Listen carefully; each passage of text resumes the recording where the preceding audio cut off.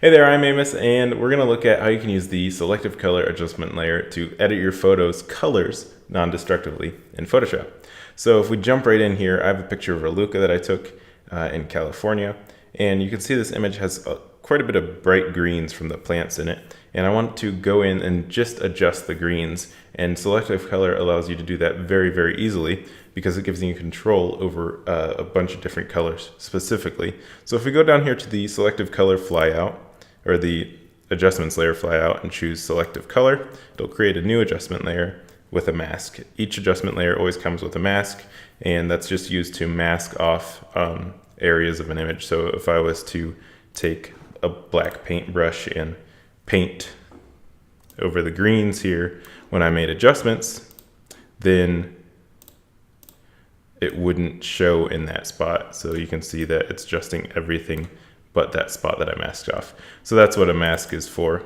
And let me just reset that because we're not going to use the mask right now. So I reset it.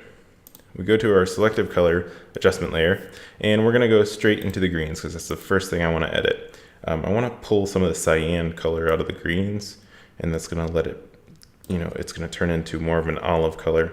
I'm going to push a little more magenta in and push a little yellow in. Actually, I don't think I want to push yellow in. I'm going to push more magenta in though. The next I want to go and edit the yellows because you can see these rocks here are yellow. They're kind of yellow-gray, but the yellows are going to target that area. It might affect her skin a little bit, but not too much. So I'm going to go here. And this is, once again, you just play with things. You're playing with colors. So you just got to adjust it and see how it looks and see what looks good for your individual image. So I'm going to pull some of the cyans out, which looks really good. I like how it's the direction it's going here. And it's going to introduce more like of an orange yellow color there. And push a little magenta in and maybe a little bit of yellow. Now if we open this flyout, you can see you have greens, reds, yellows, cyans, blues, and magentas, as well as whites, neutrals, and blacks. Whites, neutrals, and blacks I don't use that much. It just targets the highlights, midtones, and shadows of your image, and you can add colors to those, but that's not something I want to do right now. So I'm going to just continue going through the colors here that I have. If we choose cyan, there's not a whole lot of cyan in this image, maybe a little bit here in the water and a little on this plant.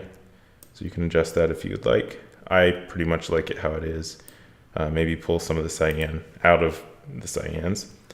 But other than that, I think it looks pretty good.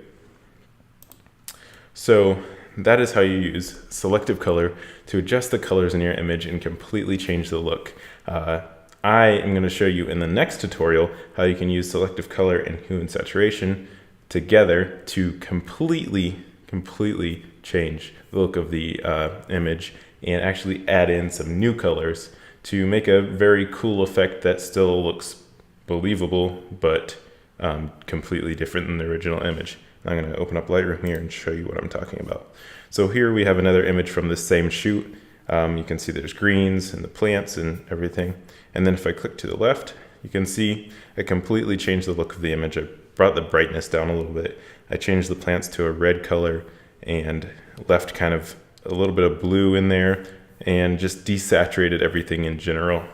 And this just made a whole new image. It just looks completely different than the original and something that I find interesting. So maybe you don't like it particularly, but I did, and I'm going to show you how you can use the selective color and hue and saturation adjustment layers together to make this image. So be sure to check out the next tutorial, and I will see you soon.